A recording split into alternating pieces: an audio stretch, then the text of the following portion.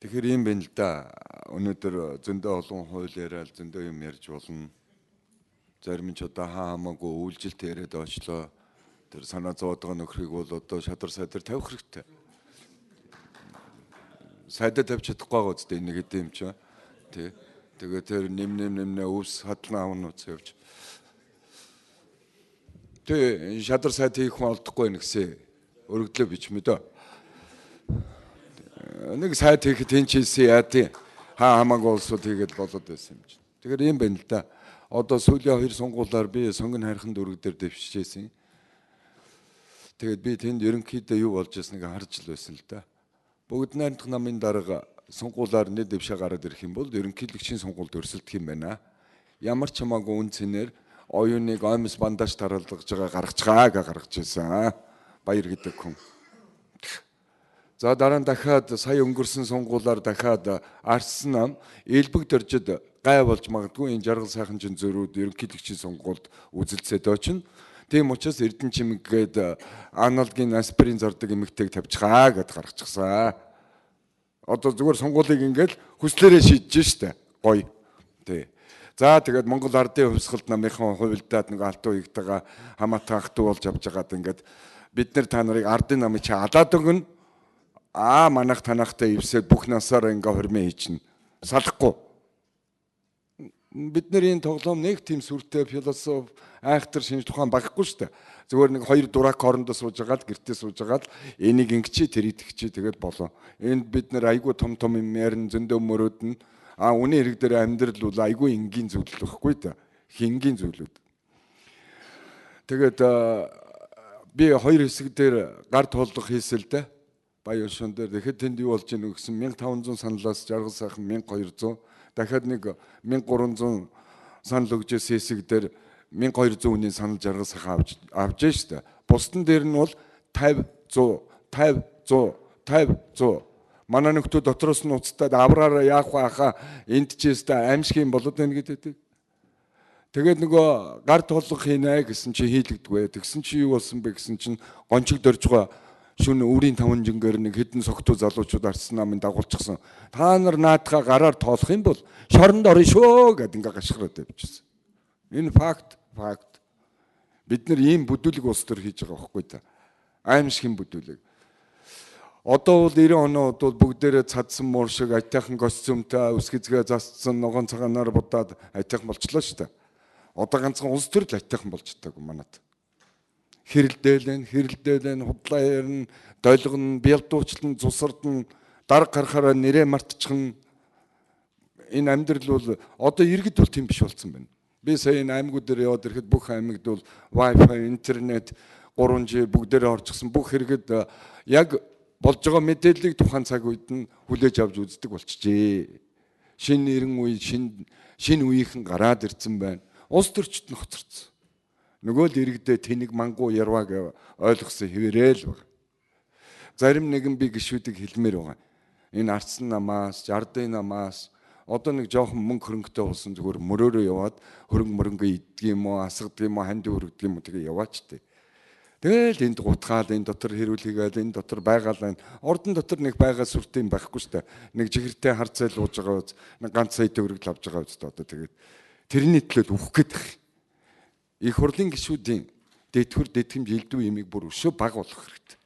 Тэгэх юм бол энэ л үгүйж орж ирэхгүй. Энэ дотор нэг л их өвлийн үгөө аав шуудаад мөнгө тарааж өгж байгаа юм шиг ойлгоод ийшээ уралдаад их.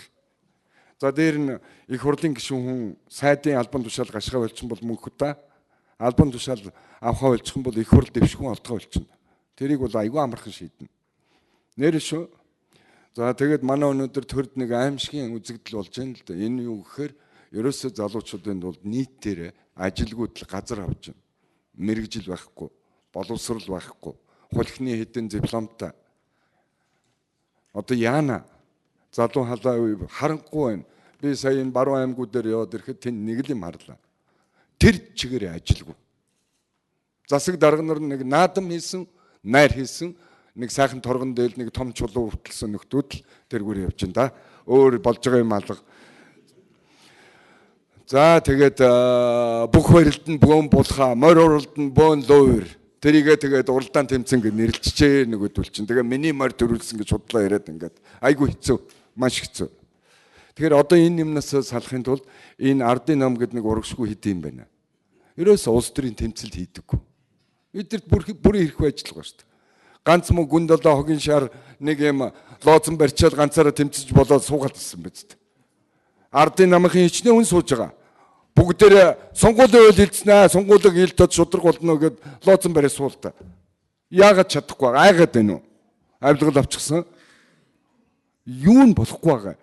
Энэ бол тэгээд ардсан намаас айгаад байгаа өөрсдөө хулган заан шиг би хэмжээг нь харах юм бол хулган заан шиг байгаа байхгүй. Тэгсэн мөртөө хулганаас агаас ухаад ингээл тойр зүгтаад бүр аимшиг. Тэ? Ардсан намын чинь энэ гадаа миний л мэдхэд Монгол ардын хувьсгалд намыг шүүмжилд оромжлол 10-20 жил болсон шүү дээ. Тэгээ үсттэй. Би ардын намыг цуглаан жагсаалт хийж байгааг харсангүй. Цуглаан хийж гин гэсэн хэдийн оюутнуудад 3 төгрөг өгсөн. Нөгөөд нь гашуудад явж байгаа юм шиг идэм явж байгаа байхгүй. Энийг тойрол. Итгэл үнэмшилтэй байхгүй шүү дээ. Яаж болох юм бэ? Яаж болох юм? Тэгээ энэ юутай холбоотой нөхөр намууд энэ иргэдийг нийгэм улс төрийн боловсрол олгоогүй байна. Энэ 25 жил. Хамгийн буруу юм бол энэ байна.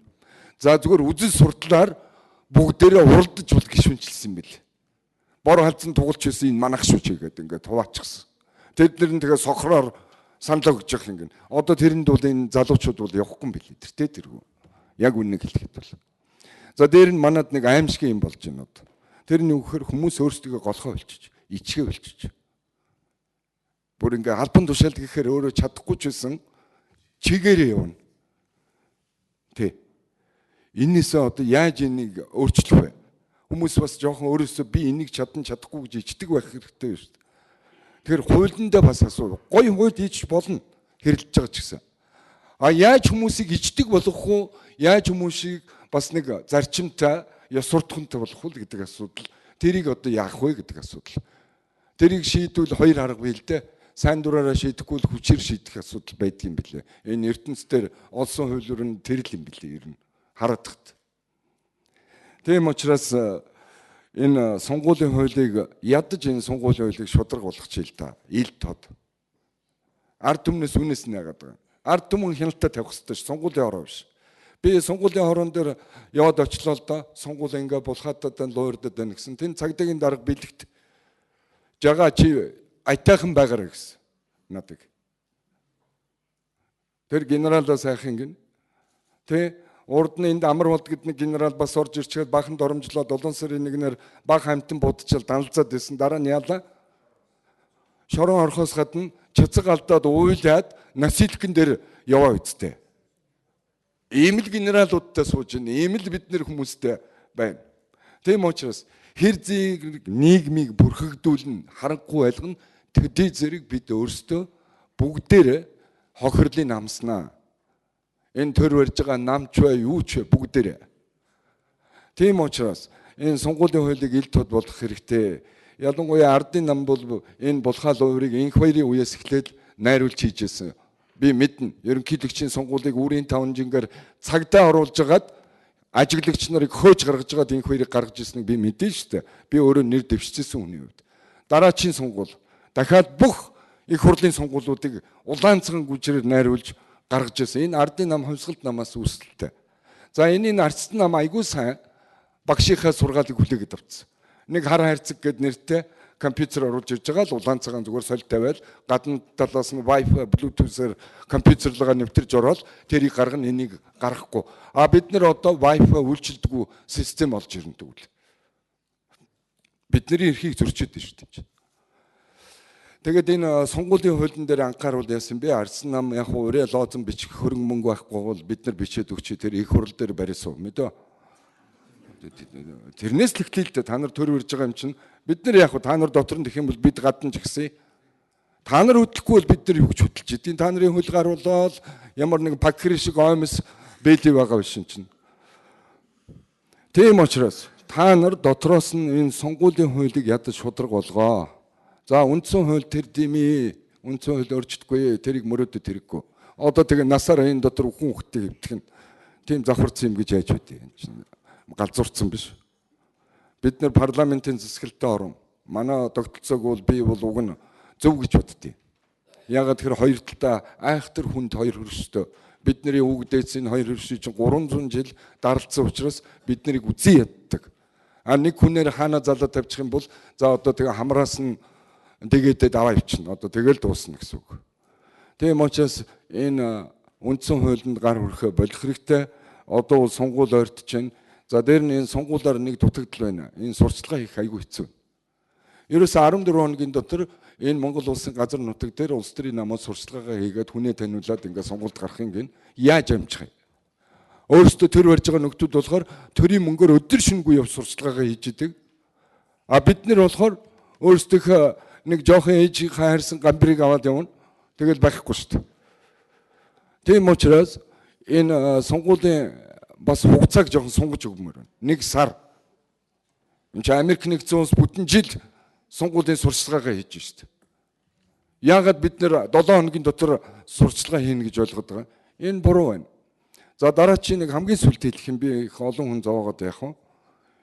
Энэ мэдээч хэрэг яриад байвал шудраг бус юм айгүй их байна. Их мэдгч нар ч их байна. Болохгүй байгаа юм айгүй их байна. Тэрийг өнөөдөр ярихгүй. Тэрийг бид олуулаа энэ төрийнхээ эрхийг авч иж ирнэ. Тэр хариуцлага чинь. Эрх биш нэг авах өдөр ирэх үлгүй. Тэр нэг хүнд хууль гаргаж ийн л гэн тэг завхраад явах вэ хэвлээ. Тий? Хулгайч нь шоронд байх хэвээр, худалч нь гудамжинд явж явах хэвээр. Амьдрал бол тийм шүү дээ. А үнэхээр хэлмэгдсэн бол тэрийг бол бид нар шалгаад өршөөн, цагаатах нь. А тэрнээс хууль өөрчлөлт замаар энэ асуудалд тандаж болохгүй шүү дээ. Би ойлгож байна. Ардын намын нэлээд хэсэг нөхдүүд авилгалын газар тэнд мөрдөгдөд байцагдаад балраад байж байгааг нь. За хувьсгалт намынхаа инх хоёр даргаад яаж авч гарах уу тэгээ сонгуулаар нөгөөдгөн мөнгийнхаа нэр нүр зургийг духандаа тавьчаа дахиад гараад ирэндэ гэж бодоод шиг байна. Ерөөсөө л энэ дээр л суурилж байгаа байхгүй. Энэ нэг айхтар тийм гүнзгий философи биш амьдралын. Тэгвэл ард түмэн биш дээ, улс орн биш дээ. Бид энэний төлөө амьдрах ёстой шүү дээ. Бид хүсэл мөрөөдлөө хүнд үлдээх ёстой. Хойч уу хүүхдүүдэд үлдээдэг. Тэрний төлөө бид нар амьдарч байгаа. Тэгээд нэг чухал юм бол энэ намуудын мөрийн хөтөлбөр. Энэ их тодорхойгүй явдаг манад. Харсныгаа өгнө хийнэ гэж худлаа бичдэг. Ямар ч санхүүгийн тооцоо тайлан байхгүй. Зүгээр мөрөөдлөө бахан жигсааж бичгээд тэрийг намын мөрийн хөтөлбөр гээд явдаг. Тэрэнд нөгөө жинхэнэ худал хуурмаг юм тэр байхгүй. Ардсан намынхын ичгчгүй Монгол хүн гэдэг мөрийн хөтөлбөрийг улаан цагаан бүгд найрамдах намын хөтөлбөрийг хуулж авчгаад бүгдээр нь дээл өмс зураг авахулцгаа тэрийг өөртөө хийсэн мэт. Тэгээ нөгөөдхөө ойлгоогүй урдаас нь унших юмыг хойноос нь уншаад буруу хийж байгаа. Тэгээ дээр нь хулхны хийхэр чи яаж юм бүтгэв дээ. Уг нь бүгд найрамдах намын мөрийн хөтөлбөр цорын ганц хөтөлбөр энэ улс орныг аврах. Бид бол тэнд эрдэмтэд сэтгэл зүрхээ ажилуулж хийж бүтээдэг зүйл.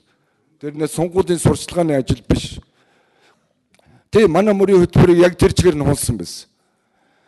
За дээр нь энэ мөрийн хөтөлбөр айгүй чухал юм билээ. Мөрийн хөтөлбөрөөр дэндүү бэлнийг амладаг учраас иргэд нь төрөөсөө юу өсдгүү гэхээр зүгээр сууж юм авахыг л хүсдэг болсон. Нийгмийн амьдралд, улс орны бүтээн байгуулалтын амьдралд оролцъё гэсэн сэтгэл зүрхэхгүй болгосон юм билээ. Энэ төр барьж байгаа намууд. Энэ бол та нарын буруу. Тэгээ нийгмийн амьдралыг одоо холтлох хуучин хоцрогдсон аргаар удирдах гэж байгаа. Тэр нь юу гэхээр үзэл сурдлаар дамжуулж. Үзэл сурдлаар одоо нийгмийн амьдралыг удирдахгүй. Одоо хуулиар, ашиг орлогоор тэгж улс орны амьдралыг авч явдаг 90-100-д амьдарч байна. Ардсан намч гэсэн үзэл сурдлаар арчил чи таалагдсан ч таалагддаг арчлын төлөө өөх гэдэг ийм уран дор явж байгаа. А сонгуулийн хууль бол та нар өөрчлөхгүй юм шиг үлээ. Ядаж сонгуулийн хуулийн нээлттэй ил тод болгоод өгвөл та нарын гавья энэ удаагийн. А бид нар бол өөрчлөлт намуудын ч хуультай. Намууд гишингүй байх ёстой. Намууд хөрөнгөгүй байх ёстой. Сонгуулаар нэг гараанаас бүгдээрээ гарч хэн олонхын дэмжигчдийн саналыг авсан төрийг удирдах эрхээ авдаг байх ёстой. Төрийн албан агчид мэрэгжлийн өндөр түвшний хувийн соёл сахилгад хариуцлага ёс суртахуун, эх оронч ийм хүмүүсийг төрийн албыг удирдуулах ёстой. Тэрнээс намын нэр баригчдыг удирдуулж болохгүй. Энийг бид харж штэ 25 жил яаж завхарж байгааг. Нам танд өргөсөн л сайд болох ёстой. Тэр хүний хувийн ёс суртахуун ерөөсө боловсрол мэдлэг хамаагүй. Энээс болоод бид завхарж яваа. Тийм учраас одоо намын гишүүнчлэгүй асуудлыг тавих юм бол ардын намынхан сонгуулиар ялагдчихна гэдэг тэрийг хийхгүй айгаад. За хувьсгалт намынхан хийх баг гишүүн байхгүй юм чинь. Тэ бүгд найрамдах намын хэдэн гишүүдтэй. Яг үнийг хэлэхэд бол за ардсан нам гишүүнчлэл нь бас хэцүү дээ тааруу яг цагаа тулах юм бол. Тийм учраас бид энэ асуудлыг энэ төр барьж байгаа намууд энэ нийгмийг эрс шинжлэх асуудлыг чадахгүй юм билээ. Зүгээр ядад та нараас үсэх юм сонгуулийн хуулийг нээлттэй шударга болгоод өгчих. Ил тод. Сонгогчдын эрх үүргийг хамгаалсан тийм болох. Тэрнээс сонгуулийн ерөнхий хороо гэдэг нэг ерөнхийлөгч, ерөнхий сайд их хурлын даргын шийдвэрээр сонгуулийн дүнг засаж гаргадаг тэр тоглоомоо ардсан нам, ардын нам хоёр одоо ингээд таягдаад хаях хэрэгтэй. За. Тэгээд хамгийн сүүлд хэлэхэд тэр хувьсгалт нам. Тэр өр шунзаа авдаг болох хэрэгтэй. Өр шунзаа авч улс төр хийх ажилла болох хэрэгтэй. Намууд үзэл бодол, үзэл сурталаараа өрсөлдөг болохоос өр шунзан авалтаараа өрсөлдөж болохгүй шүү дээ. Яг нэг ярихад 5 хувьсгалаа хийх хэрэгтэй шүү дээ. Тэр удвалгэд нэг авгаа 5 хувьсгал хийн шудраг ёсыг тогтооно гэж гашгараад байсан байхгүй юу? Нөгөө эрүүл мэнд дээр очиж жоох авилгалаа авцсан одоо тэгээ тэрийг идэхгээ хөвтсөн биз. Тийм учраас миний санал бол энэ сонгуулийн үйл явцыг шудраг нээлттэй ард түмэн болгоод өгчих. Дараа нь нийгмийн гоё болох асуудлыг шинэ улс төрчид, улс төрийн хүчнүүд бид нар хийнэ. Бити санаа зов. Та нараас дутуугүй хийн. Харин та нарын алдааг засаад улам сайн болгоно. Бүх хүнд эрэгтэгш үйлчилдэг үндсэн хуулиудтай эрэгтэгш үйлчилдэг төртэй ийм улс орн болгоё гэж бодож байгаа. Тийм учраас бид нар та нараас ерөөс дутахгүй. Зүгээр л бид нар тийм боломж олгоод өгчих. Хэдүүлээ бас ээлжээр соёлтой энэ улс орноо удирдъя. За. Жаргал сайхан даргад баярлалаа.